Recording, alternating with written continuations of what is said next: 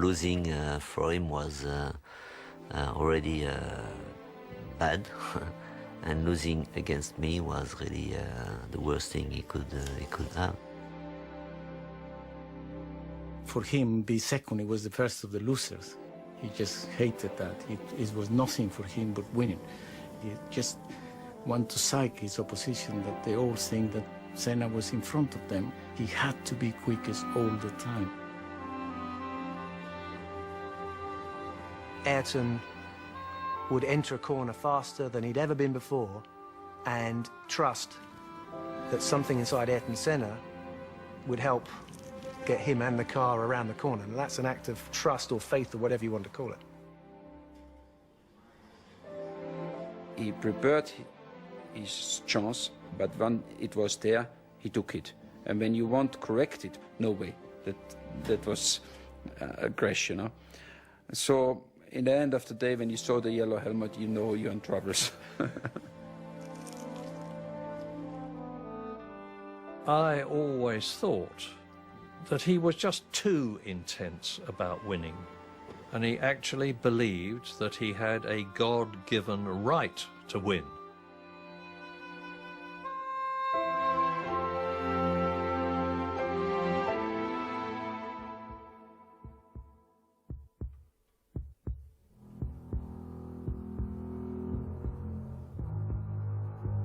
You think you have a limit.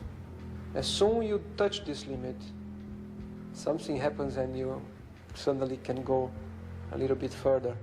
With your mind power, your determination, your instinct, and the experience as well, you can fly very high.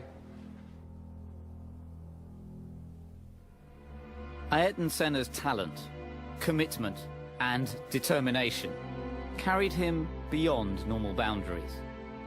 He displayed a supreme ability behind the wheel of a racing car, but he also demonstrated an immense depth of character, of thought, and of emotion. His tremendous rivalry with Alain Prost throughout the late 80s and early 90s extracted every element of his genius. But if there was one area where Senna truly flew high, it was racing in the rain.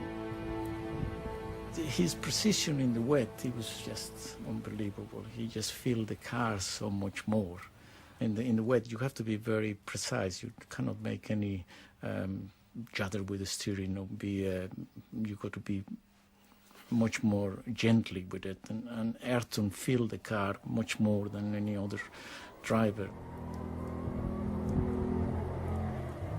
First of all, looking out of my commentary box window, I saw the worst weather that I have ever seen at any race anywhere in the world. And it was rather embarrassing to me as an Englishman that everybody who thinks that it always rains the whole time in England was getting their suspicions proved. Ayrton was always very, very fast when it was wet. And this day we had a little bit everything for him and a little bit everything against us to look stupid. We employed somebody for the weather forecast, you know, and he was at the airport, close to the track at Donington, and we were in permanent contact with him, you know. So we started the race, and then he was saying to us, I mean, not to me, not to the engineers, that you know, we had a shower and a big shower, so we had a few spots, and then I stopped for the tires, and then we had just a few stops, and then dry, you know. And then every time he was saying something, it was the opposite. And I had the sad record of 7 times changing tires, but 6 times in the wrong way anyway, you know. He was already pissed off anyway all the year about to having this engine, this Ford engine in his McLaren, because he wants to fight for the championship, and through the numbers he know that he's not going to fight for the championship. So all what he could do is to wait for special circumstance and then to show everybody again what he can do. And that was a special circumstance. And all what he want to, he puts in his head in the first lap. He's going to come back first, you know, because he's going to make everybody stupid. And that's exactly what he did. It was making me hold my breath. And I was having a job to get my breath at the best of times. You just thought, well, I can't believe it. I can't believe it. It can't stay like this. It's bound to go off. And there he did, kept going and going and going. Nobody knew where anybody was. I remember the spray as he went. When everyone else was cautiously going around thinking, ooh, I better be careful, he just went, go. And he was off. Gone. He was brilliant, but he knew he could do that. I was there, and it's the other end of the pitch to give the trophy away, and I should have still been in hospital till the following Tuesday with heart problem I had. But when I got onto the podium, you'd forgot all about you were ill. You felt 18 years of age. To see the happy face he'd got, it was unbelievable.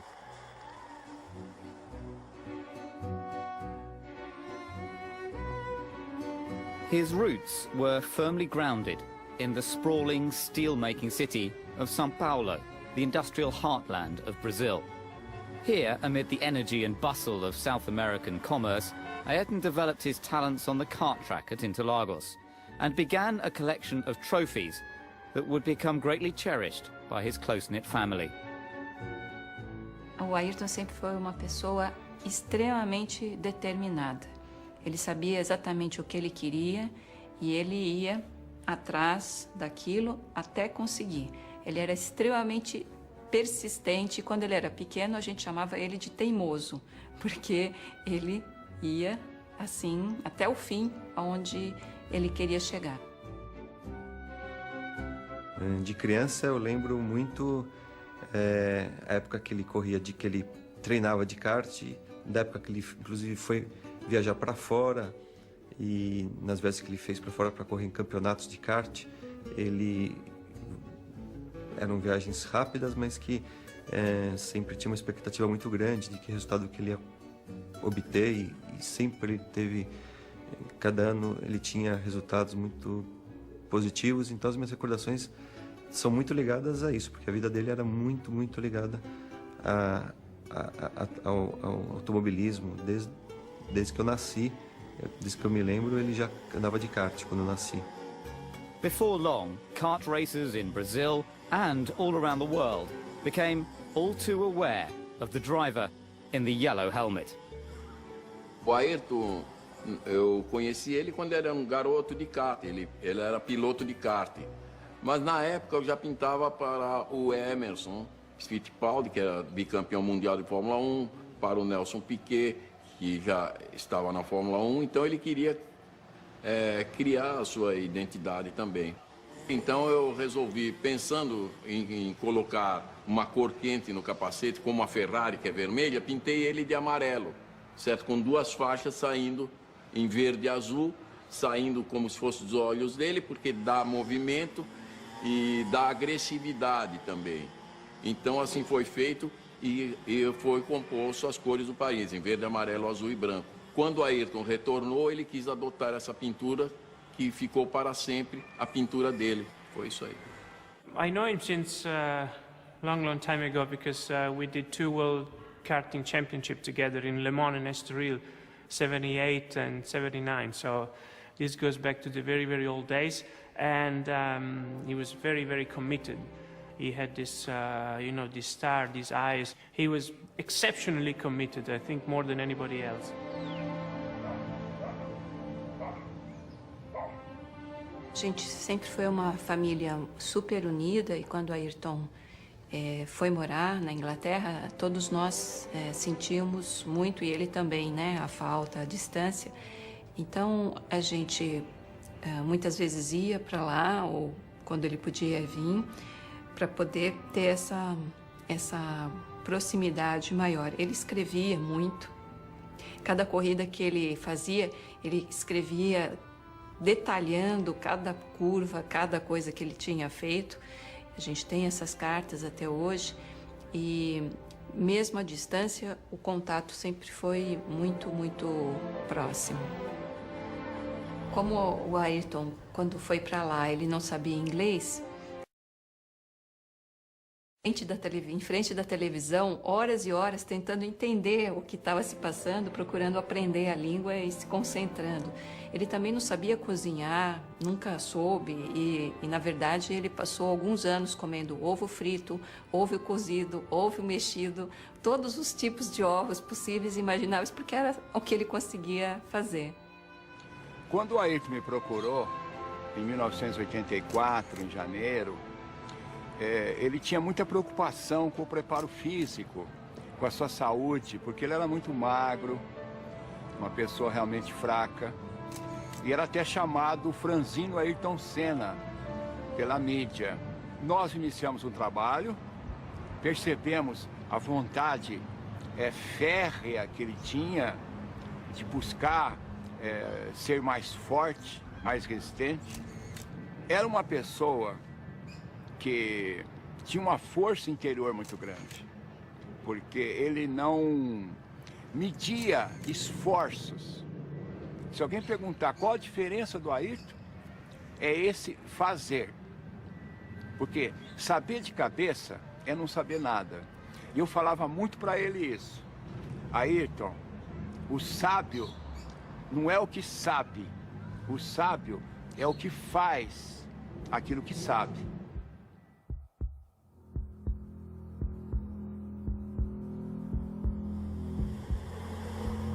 It's not simply a stronger muscle or a better tonus in your muscle, but it's really the power, the strength you get, physically speaking, you know, to your body, but also to your mind. And you only really learn by doing it, I believe. Once I realized that there was something special in there, I really focused and try to learn about myself, because it's basically learning about yourself, learning about your own limitations, learning about your strengths, your qualities, and trying to make, as a whole, a smoother person.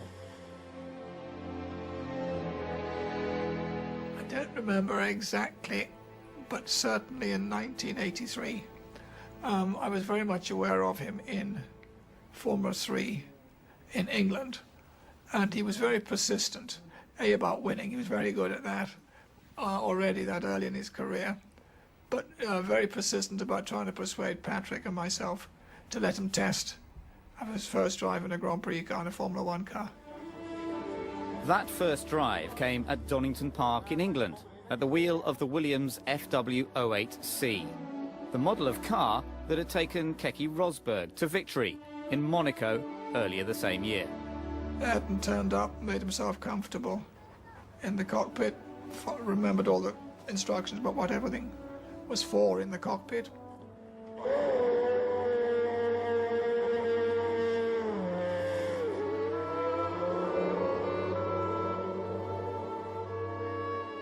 At the time, he was only halfway through his first season of Formula 3, but he was totally undaunted by the Grand Prix car with triple the power of his usual mount. I set off, did what we call an out and a straight back in lap to check over the car mechanically. And then over the next 21 laps, I think it was, he just went off a second quicker than the car had ever been around there. And then said, I think that's all right, I've got enough in my head, got out of the car and went home. So we were quite astonished. In that particular day, it was obvious that his brain was in total control of everything else, was just ahead of the game, clearly belonged in a Grand Prix car. He was born for that, if you like. We weren't ready to put him in the team in '84, partly for contractual obligations to other drivers. And then he went off to Lotus and then to McLaren. So it was quite a long while before we were able to offer him a seat, which was for '94. When he went to Tolman, it was fantastic to see another Brazilian driving. I mean, by instinct, I was always more of a fan of Ayrton than I had with any other Brazilian Formula One. I never had the chance to see Emerson, but I had the chance to see Nelson. With Ayrton, it was different. I felt like you know, he was driving tremendously and he was going to be a champ. I remember we had a discussion about top drivers like Nelson Piquet or whatever. And I said to Ron and even other people, take the best young guy coming, you know, to get a very strong team is Ayrton. They all said to me, why you want to have Ayrton, you know? So yeah, why not, you know, I mean, it's thinking about the team. So having a teammate like Ayrton was very, very different to all the teammates I had, you know. And also for Formula One, it was really exceptional to have two drivers of this same caliber. When Ayrton came into Formula One, Alain Prost was the top. He was number one, and he was the one that he wanted to catch. He wanted to beat him. And when he started testing with us and racing with us, he was not interested in anybody else in the grid. You know, just Alain, what time did he do? What tires is he using? What rear wing has he got? What springs has he got? He just wanted to know what Alain was doing, and that's the one he wanted to beat. He was a man like no other man I had ever met before. He was almost a mystic. He was very, very, very intense. He was a charismatic personality. He could be absolutely charming, but there was another side to his character. He was absolutely ruthless when he was in the cockpit. And he was an intensely religious, God-fearing man. And he actually believed that he had a God-given right to win.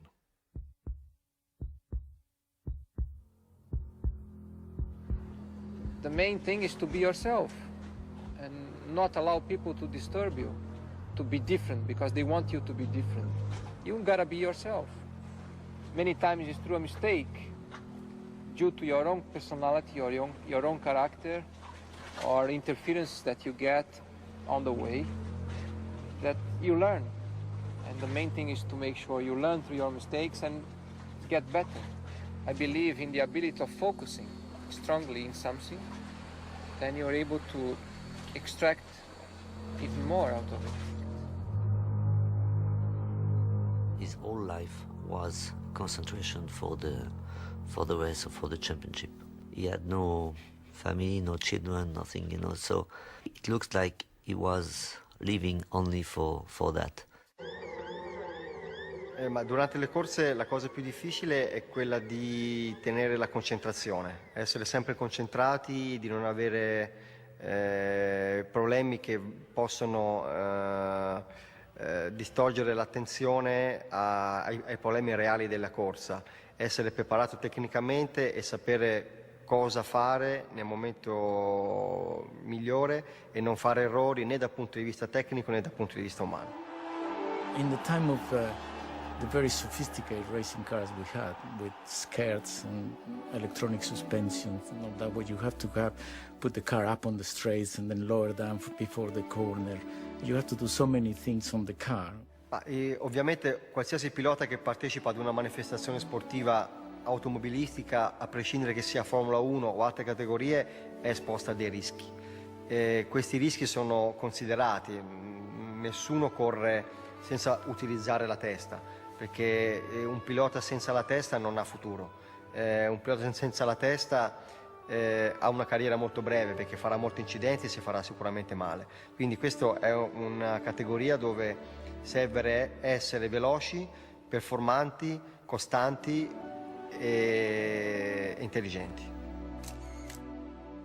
As a racing driver, one has to be in tune with your emotions, your body, your mind, your psychology, all these things. So I think Ayrton had those qualities in abundance, and he was questioning. He seemed like a driver who was constantly questioning what it was to be a racing driver. Once he get into the concentrate, he didn't feel anymore any pain, he didn't feel anymore any stress, he didn't feel anymore, he was just in another world. As we all been, a kind of, but his one, he was more intensive, he was a step ahead. There's a state of mind that one is raised to, where it becomes sort of transcendental, And Ayrton spoke about things to do with his concentration when he was in qualifying. He talked about a state of mind that he got into whereby he was there but not really driving the car. And these are things that speak of his level of concentration that he achieved as a racing driver. You had to do these famous qualifying laps. It was something where you was in the box, you watched still the monitor, you watched your competitors, you had to talk with your engineer, how is the wind, how is the sun, how is the asphalt temperature. And then suddenly the engineer told you, now let's go. That let's go means you had to switch a button and to say, okay, and now I have to be fully concentrate and actually getting into another vault where everything start to go in slow motion, because when you do quick lap, you try to see everything in slow motion, to do all the fine things right. And it's a kind of a dream. Everyone who followed Formula One recognized that Senna was the master of qualifying. If you go for a corner on qualifying tyres with extra horsepower and you've never had that all weekend, how do you anticipate how fast you can go? How do we know how fast the car is capable? So Ayrton would enter a corner faster than he'd ever been before and trust that something inside Ayrton Senna would help get him and the car around the corner. And that's an act of trust or faith or whatever you want to call it. He explored his ultimate capabilities more than any driver seems to have done. The thing with him, he was such a good driver that he used to adapt to the car. When he couldn't make the car going quicker, you know, he could make quicker a wheelbarrow, whatever you give him in his hands, he could make it quicker, because he changed the car and he didn't get it to his liking. Then he adapted to the car. How many times you have a car that is perfect how you like it? When you have a car that is perfect, Alain was unbeatable. Alain Prost was really good when the car suited him, but it suited him just a few times, not always. I was doing all the tests, and in winter I was not testing. I was doing all the tests for him, and to set up the car, I don't think he was the best driver, but driving mentally and getting the pole and being quick on one lap, and he was really the best, you know. So I don't think I learned very much, because it's a little bit easier to learn about the car and the way you can improve the car than the mental way, because you cannot change your mental just like this when you decide it, you know. Fórmula 1 tem uma exigência absurda. Não sei se você sabe, o piloto tem uma frequência média de 180 batimentos por minuto. É uma loucura, com picos de 220, 230. E apesar de ele estar num carro aberto, o calor é muito grande. Então a exigência do piloto é completamente diferente de qualquer esporte. É muito estressante.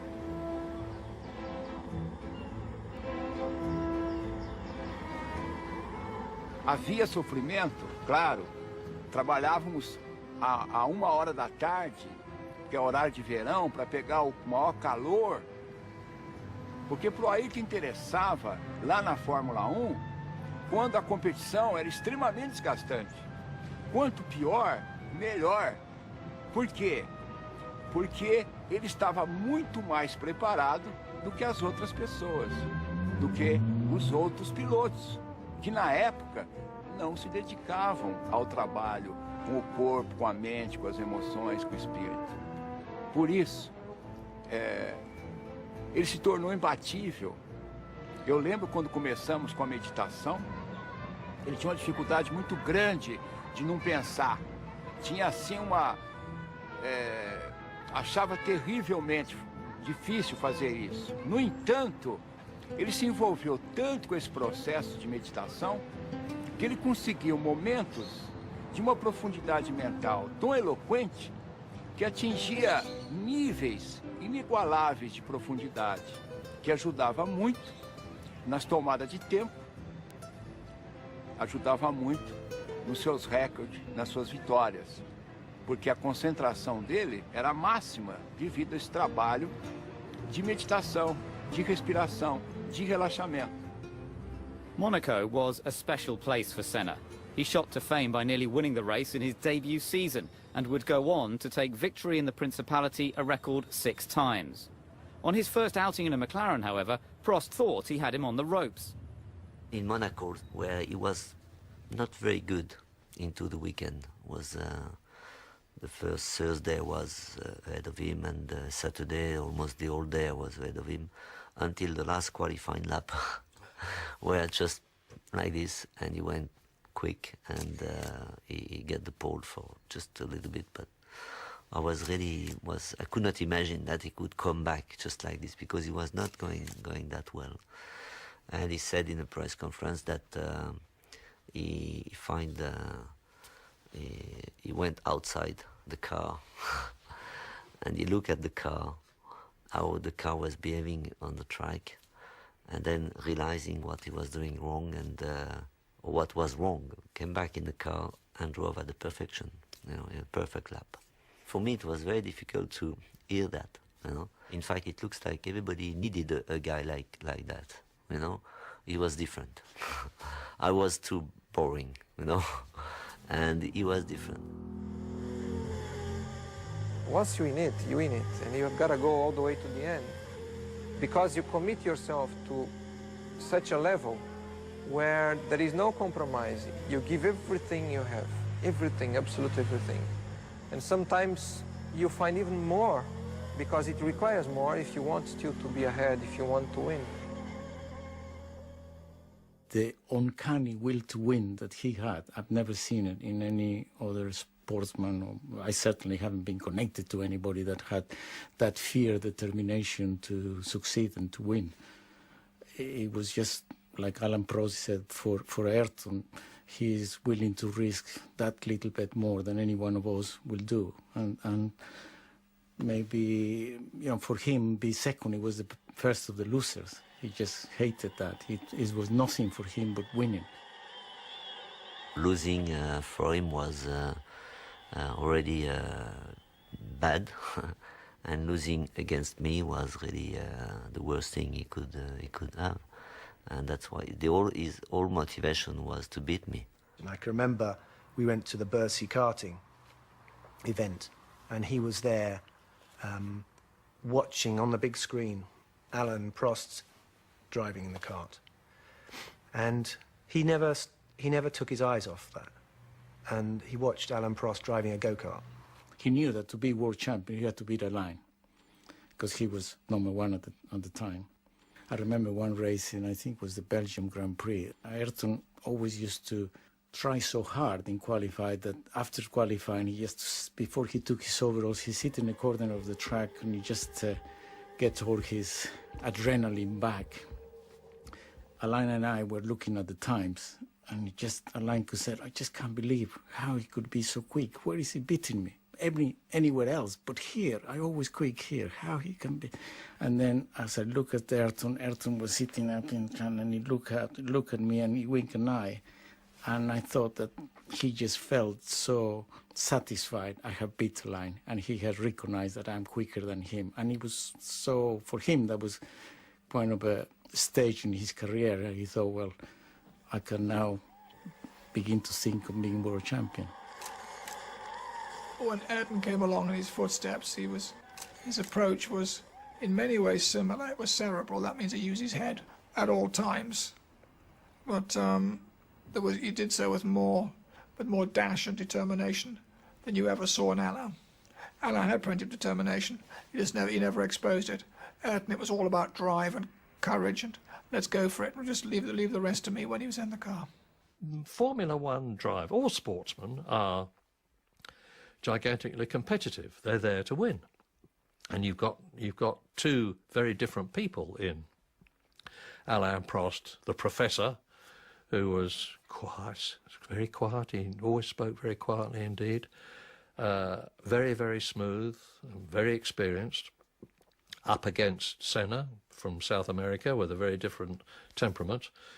And so it could not have been better from a journalist's point of view or a commentator's point of view. The fact that we were fighting so hard together, we were putting the level of, the performance of the car and the team at a very high level. And if you're talking about the briefings, we were spending 3, 4, 5 hours into the briefing. It was for 2 reasons. First reason is to improve the car and the team. And the second reason is to be sure that we could not forget something that could suit us or suit me, for example, better than Ayrton, or Ayrton would think of something suit me better than Alain. At the end, it could also become a psychology. If you have a briefing, there's no way that I could go out of the briefing before Ayrton, and Ayrton could not go out of the briefing before me anyway. So we're going out together. I waited for 4.5 hours outside the motorhome while they were having this minute discussion about this and that. And then the door opened and Alain Prost came out. And he came down the steps and I said, Alain, in God's name, what do you talk about in there for 4.5 hours?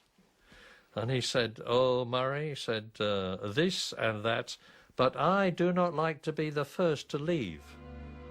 The intense nature of the battle between the two McLaren teammates led to a deterioration in their personal relationship. Other teams and drivers were simply not at the same level, so Senna and Prost focused on one another, both in and out of the car. But that was part of the fight we had anyway. Everything was tough. On the track, outside the track, setting up the car, all kind of things was really just at the limit all the time. We also knew that if we were quick and fast and a winning car, that was also because of us, because of the drivers, because we were dominating, Formula One. It's not pretentious to say that. Eu acho que o Ayrton e o Alain foram pessoas que precisavam muito uma da outra, porque para eles poderem desenvolver os próprios potenciais no top, da forma mais perfeita, a competição do outro ajudou justamente a chegar nesse desenvolvimento máximo. Acho que o Ayrton não seria o que ele foi sem um Alain Prost. E vice-versa. Acho que o Alain não teria sido o que ele foi sem o Ayrton Senna. Uma vez perguntaram para o Ayrton se ele tinha inimigos. E eu acho que o Ayrton respondeu uma das coisas mais lindas que ele respondeu em todas as suas muitas entrevistas. Ele disse que a vida era muito curta para se ter inimigos. Então, eu acho que, às vezes, a vida é mais curta ainda do que a gente pensa, como aconteceu com ele. Eu acho que essa frase é perfeita, seja no momento que ele e o Alain eram inimigos, ou depois, que nem eram, mas para qualquer condição como essa, eu acho que essa frase é perfeita.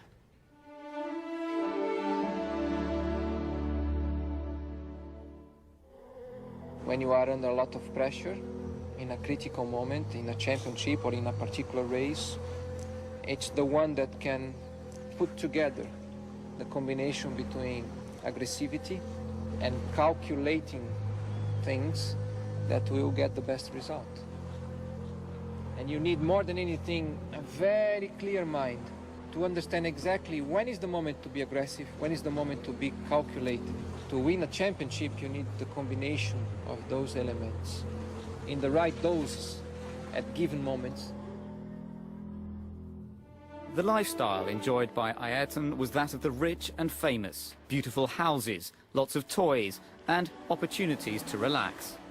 But his love of Brazil and for its people was reflected in the way they felt about him. He was idolized by the ordinary men and women in the street, and he's still idolized today. Máximo, pessoa extraordinária, maravilhosa, foi embora muito cedo. Senna. Vagabundo, meu, é ele! Oh, esse pra nós aqui é o melhor do mundo. Muito legal, muita saudade dele, faz muita falta pro esporte brasileiro. Representava muita alegria, né? Ao domingo, tinha muita emoção nas grandes corridas dele. Grande piloto, tem muita alegria para nós no Brasil. É difícil ter outro piloto igual o... Ai, que beleza! A pessoa representa tudo para o nosso país. Foi o maior ídolo, a maior glória, foi tudo. Acho que para todos os brasileiros nós é a honra de ter uma foto dessa aqui, observar assim e ter como lembrança, né? Ele para mim ele foi um dos melhores brasileiros do mundo e ele deve ser homenageado por todos porque eu acho que ele foi o melhor, mesmo que ele já tenha ido. Isso aqui representou pra gente os melhores fins de semana aqui do Brasil. Para mim, um ótimo atleta, uma ótima pessoa, um ótimo ser humano e um exemplo de vida. Deu até um nó na garganta quando eu olhei. Isso para mim significa muito, viu? Muita saudade.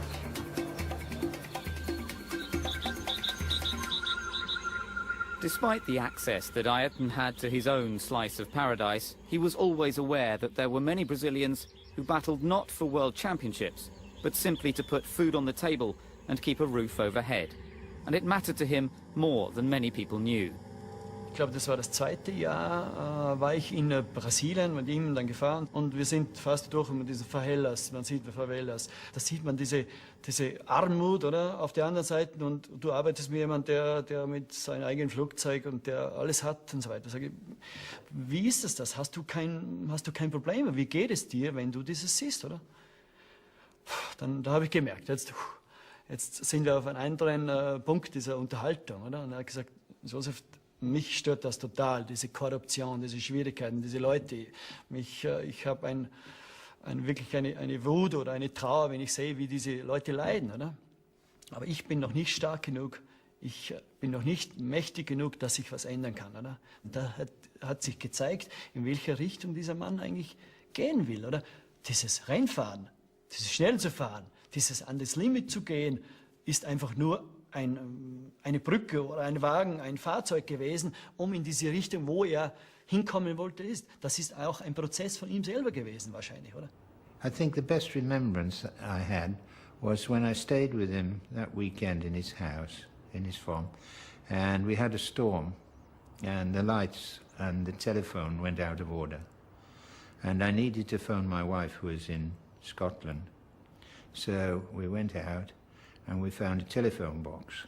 So I phoned my wife, and he went outside. It was dark, and he was standing under a light, a street lamp, and some kids had seen him and recognized him, and by then he had 20 or 30 children around him, and he was chatting to them and signing their autographs, for them. And when I came out of the telephone box, that's one of the sweetest memories I have of him, standing with the light playing on his head and shoulders and surrounded by the kids and being so nice to them.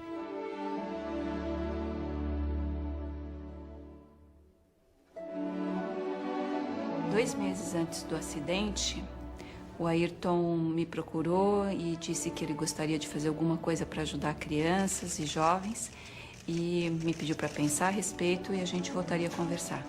Só que essa segunda conversa não pôde acontecer, porque logo depois, 2 meses após isso, já aconteceu o acidente e então minha família e eu decidimos levar adiante essa ideia e plantar essa semente que o Ayrton deixou e foi assim que nasceu o Instituto Ayrton Senna. Dividir e compartilhar uma coisa que ele teve a chance de ter, mas que a maioria das crianças brasileiras não teve, que se chama oportunidade. Oportunidade de ter educação, de ter saúde, de ter futuro e esperança. Ayrton's standout amongst Grand Prix drivers was that he knew there was something outside Formula One. And I think he made that his mission in Formula One to build himself a platform so that he could express how he felt about things to do with humanity, things to do with people. And maybe his approach within Formula One was ruthless sometimes, maybe not humanitarian even, but there's no question that what he felt was a deep empathy with mankind and with the problems in the world. We are made of emotions. We are all looking for emotions, basically.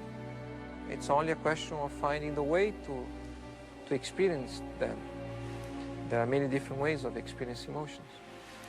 Perhaps one different thing, only that one particular thing that Formula One can provide you is that you know you are always exposed to danger. Danger of getting hurt, danger of dying.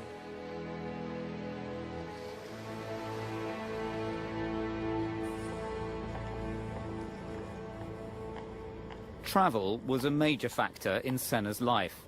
To ease the strain, he acquired his own aircraft and employed the services of a private pilot. Over a period of 4.5 years, Owen Omani got to know his employer extremely well. Very often we used to go backwards and forwards to Brazil, and we'd leave Sao Paulo at 10:30 at night, and Ayrton would lay out the bed at the back of the aircraft, go to sleep in his pyjamas, and we'd shut the door. And then first thing, 7 o'clock in the morning, I used to come back to the cabin, wake Ayrton up, and we'd be landing in England at 7:30, 8 o'clock in the morning. He'd be as fresh as a daisy, and of course we were totally shattered. My compliment to him is to say that he was big enough to be little, if you understand what I'm saying. In April 1994, Owen flew Senna to the Imola circuit for the San Marino Grand Prix. A Imola Ayrton si è sempre trovato in maniera particolare, come sul circuito di casa. Da allora, dopo l'84, Ayrton Senna ha conquistato 8 pole position in 10 anni. Ha cominciato con le Lotus e poi con la serie incredibile con McLaren, per finire con Williams, e anche l'ultimo anno in cui lui corse a Imola era chiaramente in pole position.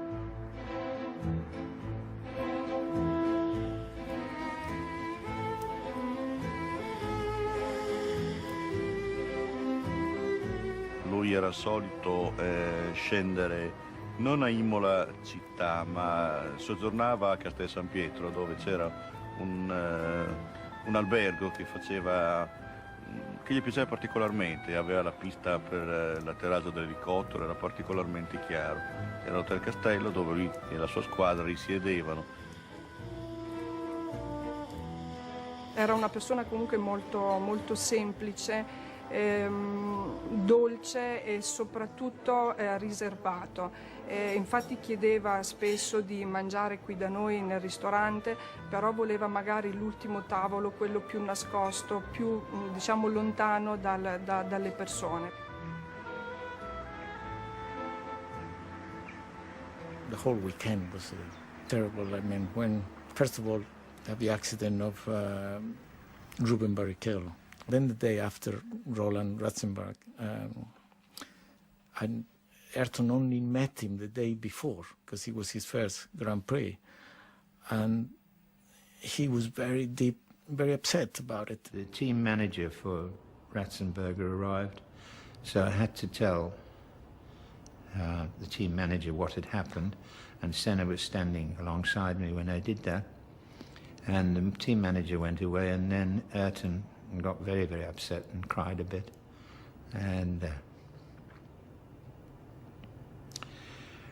that's when I said to him, you know, Ayrton, you've been 3 times world champion, you're the fastest man in the world, and you like fishing, so I said, why don't you quit, and I'll quit, and we just go fishing. So when you asked him a difficult question, he wouldn't answer immediately. He would think. And he could see he was thinking, and how was he going to deal with that suggestion. And then finally he said, Sid, I can't quit. And I suggested to him that he didn't drive the rest of that weekend. And he said, and I've got to drive. I've got to drive tomorrow. He said, there's no way that I can stop driving at the moment. A special hello to our dear friend Alan. He says, we all miss you, Alan.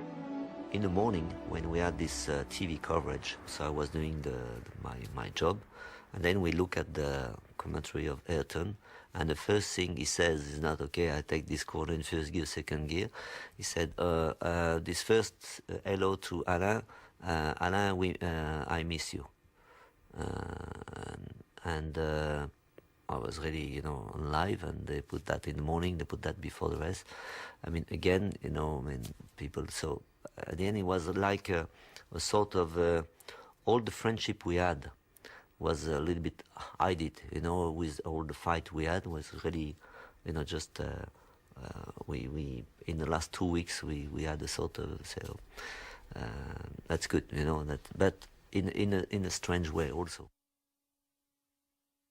The last thing I remember in one life was there, of course, as a Ferrari driver, the Italians have a special way to celebrate you, and when they announced my name, the Italians was jumping and shouting, and I was just in front of his car, and he was in the car, and he looked to me, and he was laughing and things. So you really could see we was friends. It was an honest laugh. He was even happy if something went well for me, and that actually is the last time I really looked to his eyes, and we just been we seen each other.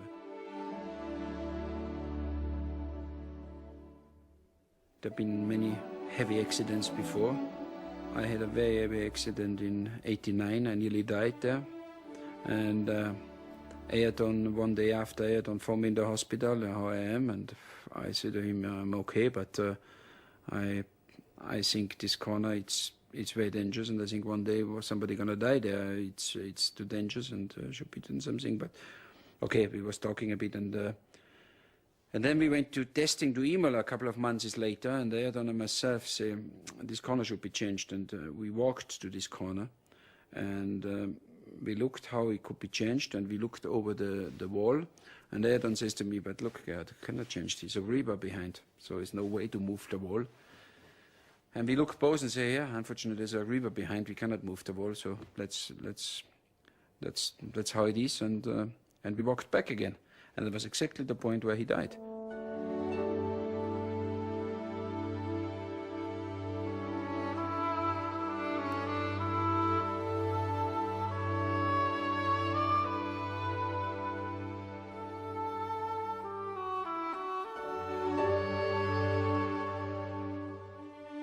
It was the worst day in the history of Formula One, because although many drivers were killed in Formula One before Ayrton Senna, none of them were as famous. None of them were respected and idolized worldwide like Senna was. And the impact of Senna's death on Formula One in particular, motor racing in general, and the world at large, was like had never happened before, has never happened since, and I pray that it never does happen again. The Imola circuit witnessed the loss of one of the true greats of Formula One, but memories of Senna will never fade, and across the world, his spirit lives on.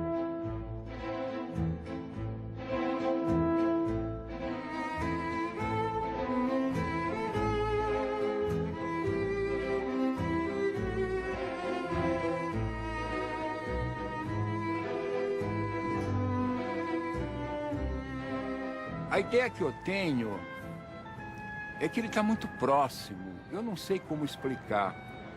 Eu sei apenas sentir. E a certeza de que ele está muito próximo, porque nós temos essa coisa com a morte, de que não devemos falar, não devemos pensar. A nossa civilização, ela renuncia à morte.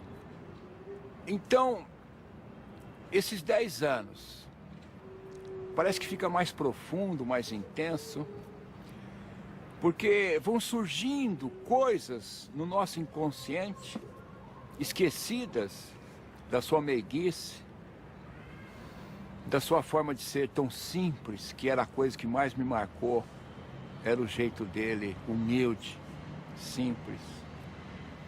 Uma vez o Ayrton disse que os ricos, as pessoas ricas, não podiam continuar vivendo numa ilha cercada por um mar de miséria, que todos nós respirávamos o mesmo ar. E a gente precisava dar uma oportunidade, ao menos uma oportunidade fundamental para as crianças e jovens. Então, essa é uma visão que o Ayrton tinha, que eu tenho, e nasceu da minha família, como uma educação, com uma educação de valores, que respeita a pessoa do outro e pensa que é importante que todos nós possamos ter oportunidades, dar certo, respeitar as pessoas e ser responsáveis, ser corresponsáveis pelo próprio país. Nesses 10 anos de trabalho, nós estamos completando também 10 anos esse ano, nós atendemos a 3.930.000 crianças e jovens em todo o país.